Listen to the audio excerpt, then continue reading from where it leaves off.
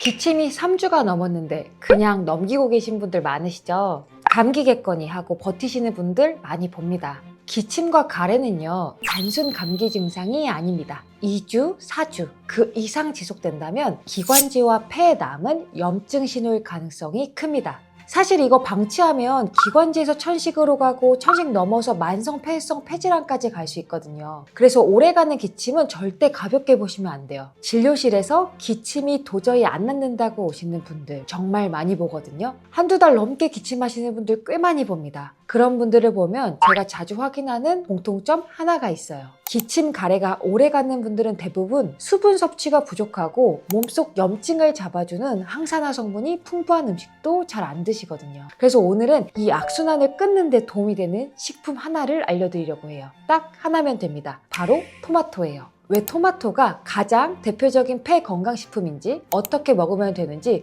싹 알려드릴게요. 이 영상 하나면 기침, 가래 잡는 식습관 확실히 정리되실 거예요. 자, 여러분, 그럼 기침이 왜 이렇게 오래 갈까요? 기침과 가래가 장기간 지속되는 이유는 여러 가지가 있어요. 그 중에서 대표적인 하나만 꼽자면 기관지와 폐에 염증이 아직 남아있기 때문이에요. 좀 더 쉽게 설명드려 볼게요. 우리 기관지에는 섬모라는 아주 작은 털들이 있거든요. 이 털들이 가래를 입 쪽으로 밀어서 자연스럽게 내보내는 역할을 해요. 쉽게 말하면 기관지완 청소부 같은 거죠. 그런데 염증이 남아있으면 어떻게 될까요? 가래가 끈적끈적해지면서 기관지 벽에 달라붙어요. 그러면 이 섬모들이 아무리 열심히 움직여도 가래가 잘 안 빠지는 문제가 생기는 거예요. 배출 기능이 떨어지니까 점막은 계속 자극이 되기 시작합니다. 점막이 자극되면 어떻게 돼요? 다시 기침이 늘어나요. 이런 악순환이 반복되는 거죠. 이 악순환을 그럼 어떻게 끊을까요? 중요한 건 딱 두 가지예요. 염증을 자연스럽게 낮춰주고 가래를 묽게 만들어서 배출을 돕는 것. 이 두 가지 과정에서 토마토가 굉장히 중요한 역할을 해줍니다. 그리고 한 가지 더 여러분의 궁금증을 해소해드리자면 아침에 일어나면 유독 가래가 끼시는 분들 많으시죠? 이건 밤사이에 기관지 분비물이 쌓이기 때문이에요. 자는 동안 기침을 안 하니까 가래가 배출이 안 되고 쌓여 있다가 아침에 일어나면서 한꺼번에 이렇게 느껴지시는 거거든요. 그래서 기저질환이 있거나 만성 염증이 있는 분들은 아침 가래가 더 심해요. 그리고 가래가 많으신 분들이 항상 하시는 질문이 가래 속에 세균이 많다는데 가래 삼키면 안 되는 건가? 거든요. 결론부터 말씀드리면 일반적인 가래는 삼켜도 괜찮아요. 위산이 워낙 강해서 가래 속 세균은 대부분 사멸되거든요. 물론 뱉을 수 있는 상황이면 뱉는 게 낫지만 삼켰다고 해서 크게 걱정하실 필요는 없습니다. 자, 그럼 이제 궁금해하실 토마토에 대해서 자세하게 알려드릴게요.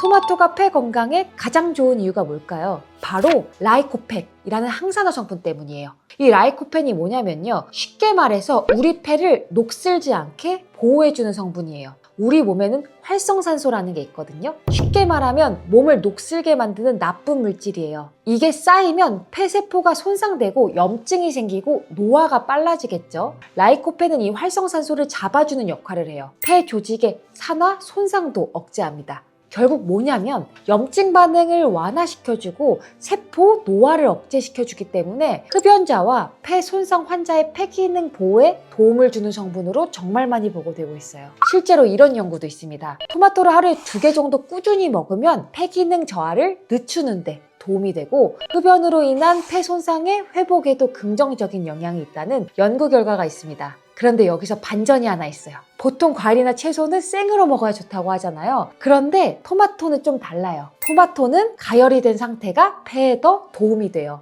왜냐하면 토마토를 가열하면 세포벽이 깨지면서 라이코펜이 우리 몸에 훨씬 더 잘 흡수되거든요. 그래서 토마토 스프, 토마토 계란볶음, 토마토 퓨레, 케찹 같은 다양하게 가공된 형태로 먹을 때 오히려 항산화 성분이 잘 흡수가 됩니다. 생토마토도 당연히 좋지만 볶음이나 수프 같이 다양한 요리 형태로 꾸준히 섭취하시는 것도 매우 좋은 방법이에요. 다만 케첩은 당분이나 나트륨이 높을 수 있으니까 당이나 나트륨에 예민하신 분들은 조금 조심하시고 되도록이면 요리 형태나 퓨레 위주로 드시는 게 더 낫겠죠. 그리고 토마토가 좋은 게 또 있어요. 단순히 폐 건강뿐만 아니라 당뇨, 혈압, 심혈관 질환에도 도움이 되거든요. 그래서 토마토는 제가 환자분들께 편하게 권유할 수 있는 음식이기도 합니다. 특히 심장이 약해졌을 때, 가슴이 답답하고 몸이 부을 때, 불면 증세가 있을 때도 토마토를 꾸준히 드시면 도움이 되니까 한번 시도해 보시는 것도 좋을 것 같습니다.